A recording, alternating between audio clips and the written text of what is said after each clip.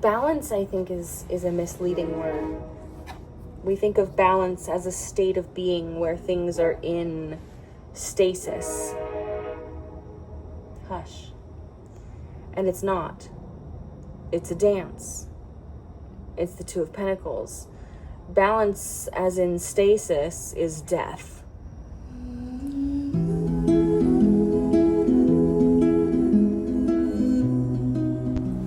It's kind of like old times, huh? So I'm putting together a video about why I mostly stopped reading cards for myself. And for part of this video, I was writing about a thing that I used to do called morning ritual, where I would pull cards on Instagram Live, and about how that got kind of repetitive, and I started to get the same cards over and over again. And like my memories of morning ritual were all centered around the reasons that I stopped doing morning ritual. Towards the end of when I was doing morning ritual, I started to download them to my phone and edit them a little bit and put them up on my YouTube. And so if you go way, way back in my video history, and I will drop the, there's like a morning ritual archives playlist, and I'll put that in the description down below. And I went back and I watched just the beginning of the very last morning ritual video that I ever uploaded. And I was so inspired. I was like, wow, the energy. It was with my friend Erica, was with me in that video, and we were both talking about something that actually really resonates with where I am right now. I was sharing how I am somebody who naturally is very in touch with the spiritual and the creative, all of those internal things that happen in my head and in my heart, my head and my heart, my mind, my spirit. All of those things come very naturally to me. And the things that happen in my body and in my material world, like physically taking care of my body, remembering to eat, remembering to pee, remembering to drink enough water, remembering to take care of myself in the most basic ways, keeping my home in order, like remembering to change the oil in my car. All of these things are much, much more difficult for me than, for example, writing a book or learning a language or anything really like creative or spiritual or magical. And obviously both sides of the coin are important. And so I was in a phase then, and I would say I resonate with this now. I was in a phase then where it had gotten to a point where my material reality and my material body needed my attention so badly that I had forced myself to really like dive in and hyper focus on that side of the coin. And I had been hyper focused on like my health and wellness and my like physical, like decluttering my home, that sort of thing, for a while, at the point that I was filming this morning ritual, to the point that I was beginning to feel, or rather beginning to notice, so I'd been feeling it for a while, I was beginning to notice that I was feeling rather disconnected from the divine and from the magical and the spiritual. It's very hard to have that balance. So I give you all that as context for this. And I watched that, and I really kind of like fell in love with who we were in that moment. And like I had had all these memories of, again, like all the reasons why I quit doing morning ritual, which one of the big reasons was that I got to a point where it seemed like we kept pulling the same cards. I would pull from 100 different decks. That's a very slight exaggeration. And even though I would pull from a different deck day to day, I would often get the same card from different tarot decks. Or if I was pulling from an oracle deck, I would get a card that like clearly had the same energy and the same meaning as a tarot card that we had just pulled yesterday or the day before, a couple days ago, or earlier that week. That sort of thing kept happening. And I think there was a day where I pulled like from a couple different decks and got the same card from all the different decks. And, you know, the first couple times that happened, it's funny, right? It's exciting. It feels magical. It's like, oh my God, this is real. Like the cards are real. Who would have thought? Yes. Okay. So yeah, they're real.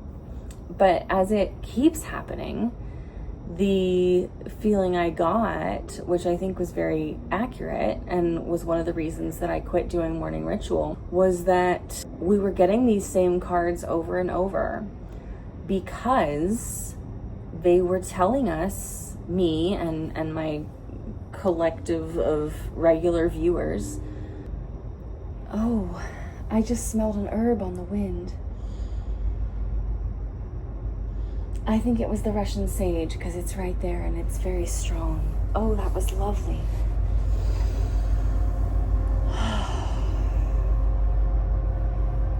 Getting these same cards over and over again, getting these same messages over and over again, because there was something that we needed to hear, and not just hear, but the cards, you know, the cards don't tell us things because they sound nice. The cards give us advice, they give us wisdom because we need to enact it. We need to put it into action. It is our job as the material embodiments of the spirits our bodies house to activate the wisdom that we receive. And because I kept getting these same cards, I say we because there really was like a collective audience of many regulars that came back over and over for morning ritual. We were clearly not, and I'll take a lot of responsibility for this, we're clearly not putting into action the wisdom that we were receiving from these cards. And I think, you know, as I started to reflect on this, I realized that as long as I was doing these daily Instagram lives where I was pulling this card daily and like also going to work and doing other things that had to be done with my life, like that was, at least on my work days, that was pretty much like the thing that I did that wasn't work. And then, you know, weekends, there's all sorts of other things to be done, and I was still doing morning ritual then. I did not have time to really be introspecting and making the changes that I needed to make. In retrospect, I think also, even if I had had the time and taken the time, I lacked the distance to really be able to see, to perceive what needed changing. You know, I couldn't see the forest for the trees, so to speak. And here's the realization that I just came to, because I was thinking about what were the specific cards. And the one card that I remember for sure that we kept getting a lot towards the end was the Six of Pentacles. And if you know much about tarot, you'll know that the Six of Pentacles is about giving and receiving. I'll put up a Six of Pentacles on the screen probably. But in the Rider-Waite-Smith, there's fireflies about, and it's so magical. In the Rider-Waite-Smith, the Six of Pentacles, there's a man with a set of scales, and then there's two, I guess, like beggars, and the man is giving out gold to the beggars. And when you read about the message of this card, something that comes up a lot is that, sometimes you're in a position to give and sometimes you're in a position to receive, and it's important to do so gracefully. And back when I was doing morning ritual, the phrase that came to me after getting this card a couple times, and I kept using it, was the cosmic plumbing. I don't know if that's a great phrase, but it comes into my memory, so I'm sharing it with you. How we are, we are part of the cosmic plumbing, and if there's a clog in us in either direction, or an imbalance or something, that's not good, right? And so your giving and your receiving needs to be in balance. And I was also very, very into Kung Fu Cha and pouring tea at this point in my life. And so I was thinking a lot in terms of tea metaphors at the time, and I still do. But the very well-known metaphor and image of, you know, how you can't pour from an empty cup. And I think what I had kind of come to towards the end of morning ritual when I decided to stop doing it, was that I was pouring from an empty cup, but not in the way that we often think. I think we often think of the phrase, you know, you can't pour from an empty cup, as in like, oh, if you're not doing self-care, you know, if you're not taking care of yourself, you don't have the energy to serve others, and you're just going to be draining yourself and making yourself sick. And that is true. But I think what I was doing unknowingly, unwittingly, is I was continuing to pour words and time and love, but I was running out of substance because I wasn't pouring into myself enough in the right ways. And let me explain that. I have had the fault throughout my life of, I do take it in turns to pour into myself and to pour out of myself. But it's meant to be like an ongoing dance, as the Two of Pentacles. That's the healthy way. I truly believe this. And I have, my tendency has been to spend a long chunk of time, say weeks or months, or perhaps even years, either pouring into myself and, you know, really like secluding myself and spending lots of time doing solitary things that fill me up, and then alternately spending long periods of time, weeks, months, years, pouring out of myself. And I always switch to the pouring out of myself because I reach a point where I'm like, okay, my cup is full. I've learned so much, and you could say I am in this phase right now where I have just spent, you know, I spent a very long time after my miscarriage really just pouring into myself, because I was like, all I've got, man, you know, and this may be the last time, you know, if I can have a baby, this may be my last time without a baby. And so I'm going to take this time for me, man. And I just poured into myself, and I did create, and I did share a lot of those creations, but I was doing it all for me. And, you know, then after that, you know, I've had this baby. And so I have very, very much been pouring into my baby. But other than what I pour into my baby, it's really like every spare minute I'm pouring into myself, because I know how important it is that I not pour into my baby from an empty cup. Obviously, I will pour into my baby whether my cup is empty or not. But that's why my word of the year last year was overflow, was because I wanted to make sure that I was pouring from the overflow. And so it was very important to me that I was taking the time and the effort to consciously fill my own cup and pour into myself. And so now I've come out of that year of grief-fueled creativity, and then that year of motherhood-fueled pouring into self. You know, not as... I haven't poured into myself over the last year as much as I did over the year previous, for example, but I certainly have not been doing a ton of pouring out into the greater world beyond.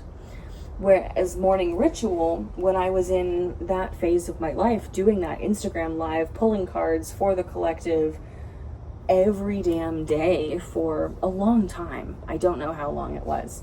I would guess that it was a little over a year, which I guess is not a long time for some people, but it was a long time for me. That was an extended period of pouring out. And because I was spending my spare time, my recreation time doing that pouring out, I wasn't really spending my recreation time, like in any other recreation time I had, I was kind of thinking about, like, how can I pour out more efficiently? How can I pour out more creatively? I wasn't really prioritizing pouring into myself, continuing to educate myself, continuing to inspire myself, continuing to experience life in ways that fill me with knowledge and ideas and inspiration, and allow me to synthesize those experiences and knowledge and ideas and inspiration into wisdom and creativity that I can then pour out to share and inform and inspire the greater world beyond my home. And so because I was doing this extended pouring out through morning ritual, and I wasn't doing that kind of filling my own cup in that way, the pouring out that I continued to do started to lack substance. And I think in such a way that, like, perhaps if somebody new had come to a later morning ritual, they might have appreciated it. But I think that if you were a regular, you probably would have felt that it started to feel like things were dragging on a little bit, like nothing was changing. We were getting the same messages. Why are we getting the same messages? And I always wonder, because I notice as a tarot reader that often the clients who are drawn to work with me for readings are going through things that I have, that very closely parallel things that I have often very recently gone through myself. Not always the same thing, but there's often a very parallel lesson or a very parallel framework or energy to my clients' struggles versus what I've been through. And so I wonder, I think there's something to that, you know. I do think that there's something to that in the sense that perhaps the divine or the universe or something somehow guides, like, the people who are having similar struggles to what I have worked through and, like, started to understand for myself already, to the point that I could articulate that to somebody else. And, like, the universe will bring those people to me because I am somebody who's really well suited to help them. Whereas I actually don't get a lot of, like, the people who I, like, really can't relate to what they're going through have tended to be people that I, like, knew in my life from some other way. So it was like they already knew me and then they decided to get a tarot reading from me because they liked and trusted me. And the people where I tend to be like, I feel like you were sent to me for a reason, because we have such parallels here, are people that I've often, it feels totally random. I'm like, how did you find me? What part of the internet sent you to me? Okay, centering again. So now I find myself at a point in my life when I have done a lot of pouring into myself. And I do feel as though I have a lot to share now.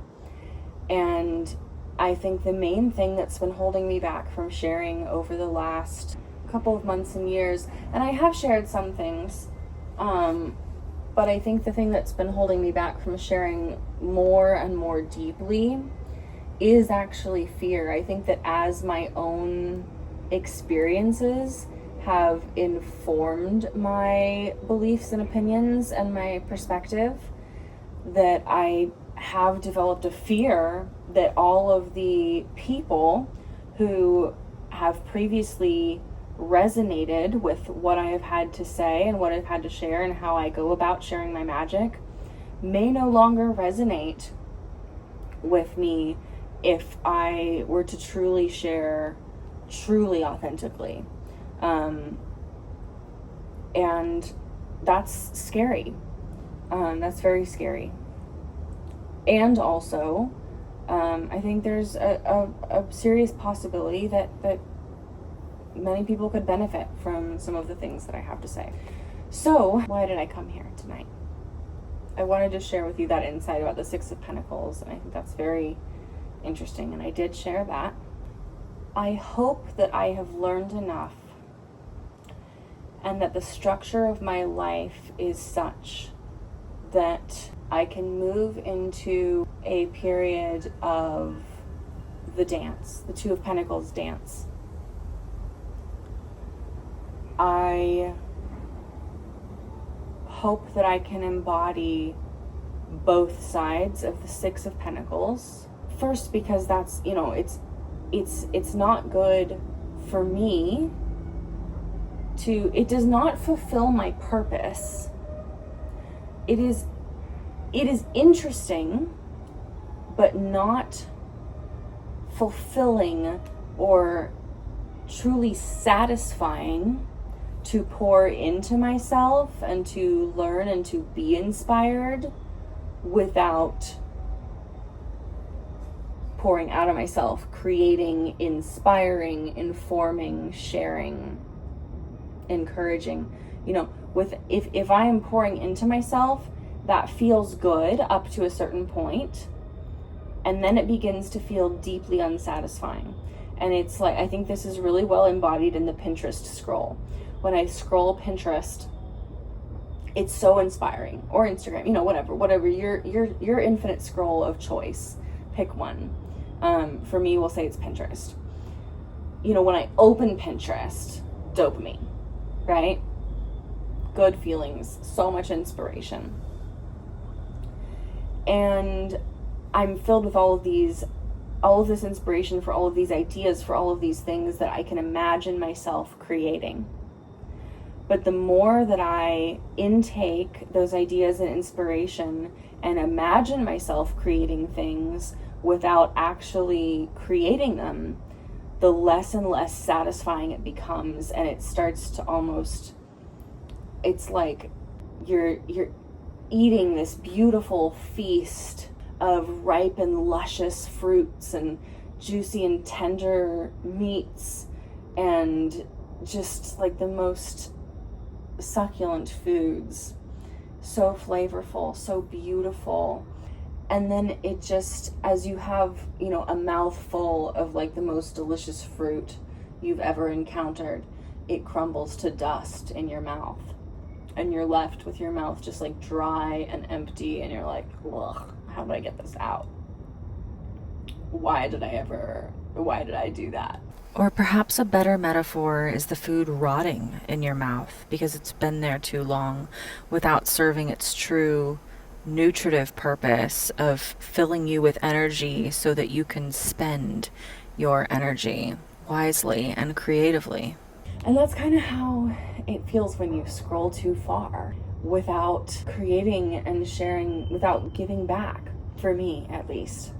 It feels so good to see that first image and maybe those first 10 or 20 images of like, wow, that's a really beautiful bathroom. I love that tile. Oh my God, is that real crochet? Wow, I think that's actually not AI. I think that's actually something somebody made. That's amazing.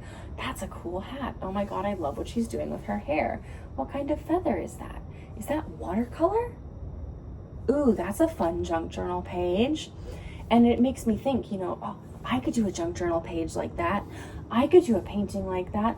I could crochet something like that. I could redo my bathroom. I'd love to redo my bathroom. I can't afford to redo my bathroom. I guess I'll just stay on the couch and keep scrolling. Well, that doesn't feel very good, does it?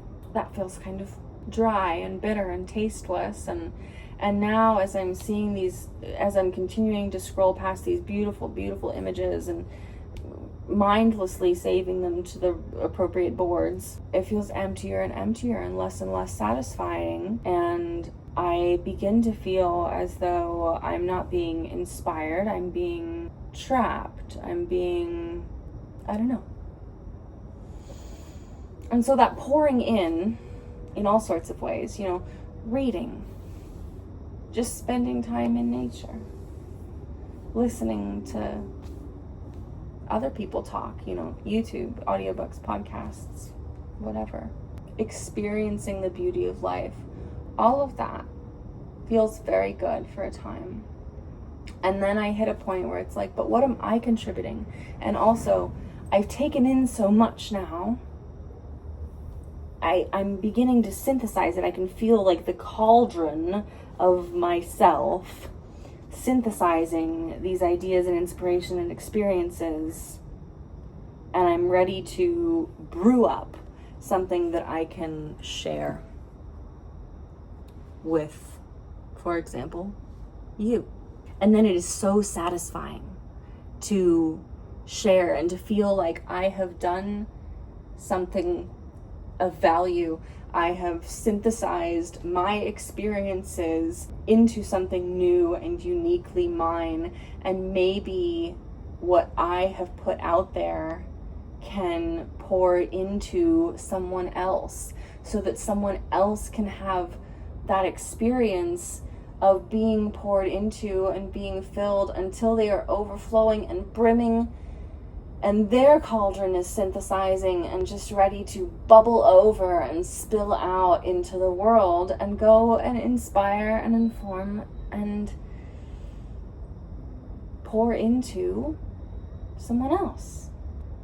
And I want that to just keep going and keep going and keep going.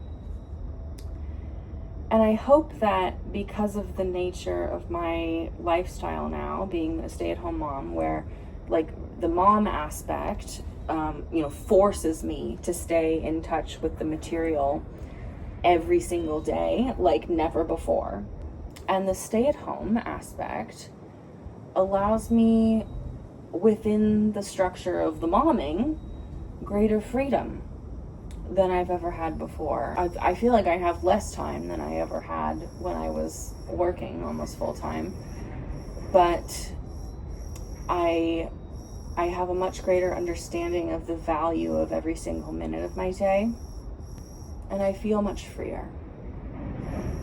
And I am much freer because, in truth, the momming, that is something that I freely chose. It's not like, oh, I'm trapped in this structure. I mean, I am now, but I put myself here by choice. I was totally free to choose to not become a mother, and I very, very consciously chose to become a mother, and it is one of the choices that I am most happy with in my life. And I would make it again 1,000 times. So yes, so I'm forced to focus on the material, but I have greater freedom. And I find myself now in a position where I'm having to remind myself rather regularly to tap back into the spiritual, the creative, the divine. And so here I am on my porch at midnight with an oil lamp and 3 decks of cards on a scarf, listening to bugs,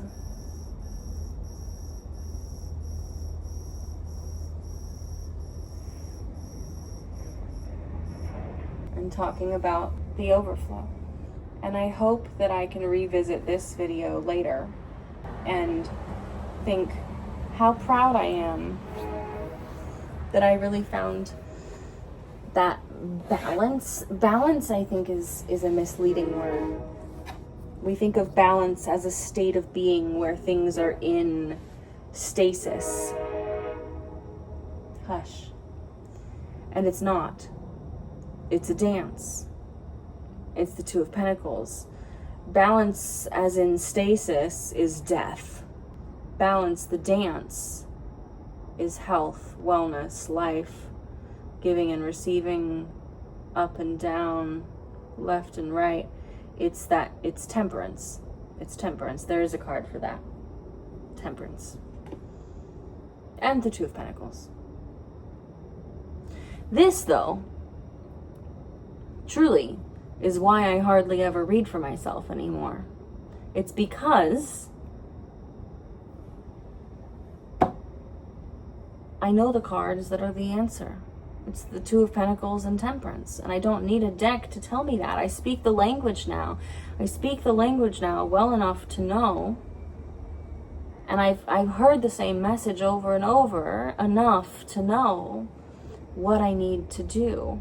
And the cards can't be my life coach, the cards can't be my alarm clock. The cards can't be what pulls me out of bed in the morning.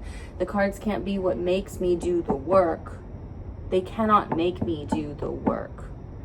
They can only tell me what the work is, and I know what the work is.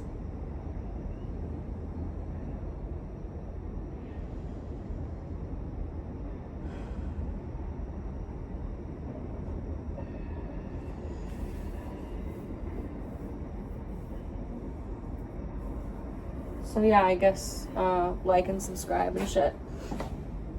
Love you. Bye. Okay.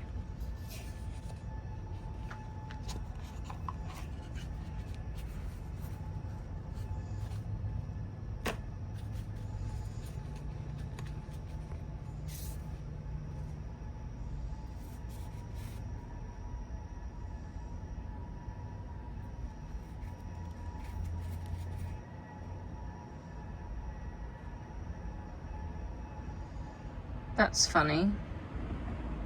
I was just talking about you. I was literally just talking about you.